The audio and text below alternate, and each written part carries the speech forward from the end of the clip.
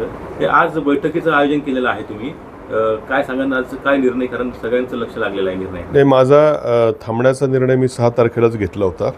पण त्या कार्यकर्त्यांमध्ये मतदारसंघातल्या सगळीकडे संभ्रम आहे, नेमकं काय करायचं त्या संदर्भात आज दिवसभर इथं ऑफिसमध्ये कार्यकर्त्यांशी चर्चा करून त्यांच्या काय पुढचं पाऊल काय टाकायचं हे त्यांच्या मनात काय हे बघून त्यानुसार संध्याकाळी आम्ही निर्णय घेऊ. कुठेतरी पक्षनिष्ठा वगैरे तुम्ही वक्तव्य केलं होतं, काय भावना होत्या? नाही, काय भावना नव्हती. त्याचा काय खंत मनातली फक्त बोलून दाखवली. त्याचा काही वेगळा अर्थ मी इकडं जातोय म्हणून केलं वगैरे असं काही नाही.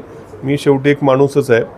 मला काही थोड्याशा गोष्टी वाईट वाटल्या, थोडीशी खंत भावनिक बोलून दाखवली. याच्या पलीकडे त्याचा काही अर्थ नाही आहे. काय आज मुख्यमंत्री येणार आहे, काही भेटीचं नियोजन काय आहे त्याच्या? नाही, आत्ताच मी तसं काय मला माहीत नाही काय तसं काय विषय काय.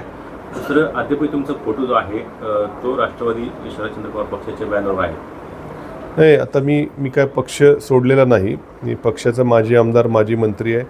त्यामुळे त्यांनी टाकला असेल, पण मी काय अजून कुठल्या स्टेजवर कुठं गेलेलो नाही, कुठं मतं मागितलेली नाहीत, कोणाकरताच मतं मागितलेली नाही आहेत. शेवटी आता पक्षाचा मी काय पक्ष सोडला नाही म्हणून त्यांनी फोटो टाकला असेल, पण मात्र मी कुठल्याही स्टेजवर जाऊन अद्यापपर्यंत कोणाकरताही मत मागितलेलं नाही आहे.